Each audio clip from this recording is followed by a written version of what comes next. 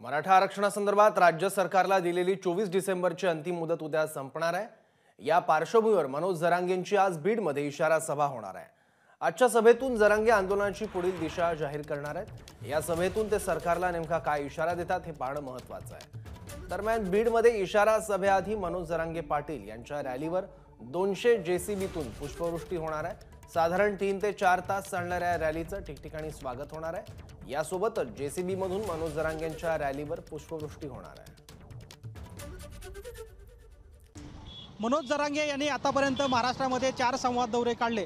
मात्र या संवाद दौऱ्यादरम्यान रॅली आणि सभा हे एकत्रित कॉम्बिनेशन फक्त बीड शहरामध्ये पाहायला मिळतंय आणि याच स्वागतासाठी जवळपास अशा 200 जेसीबी बीड शहरामध्ये लावण्यात आल्यात।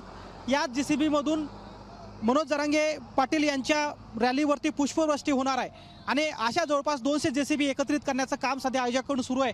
काल या 200 जेसीबी असल्याचा दावा आयोजकांकडून करण्यात आला होता आणि आपण बघतोय की अगदी अशा जेसीबी आहेत ज्याच्यावरती भगवे ध्वज लावलेले आहेत।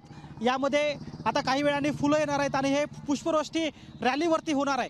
हे रॅलीचं जे अंतर आहे ते जवळपास 3.5 ते 4 किलोमीटर इतकं अंतर आहे। डॉक्टर बाबासाहेब आंबेडकर यांच्या पुतळ्याला अभिवादन करून ही रॅली निघणार आहे आणि या सभास्थळापर्यंत ज्या रस्त्याने मनोज जरांगे पाटील यांची रॅली येणार आहे त्या रॅलीवरती या अशा जेसीबी मधून पुष्पवृष्टी होणार आहे। यासोबतच आता हेलिकॉप्टरमधून सुद्धा या रॅलीवरती पुष्पवृष्टी करण्यात येणार आहे। याचं घोषणा आता आयोजकांनी केली आहे। त्याप्रमाणे मनोज जरांगे पाटील यांची 3.5-4 तासानंतर ज्यावेळेस रॅली या पाटील मैदानावरती पोहोचेल आणि या ठिकाणी इशारा सभेला सुरुवात होईल।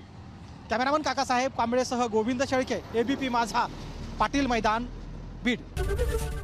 एबीपी माझा, उघडा डोळे बघा नीट।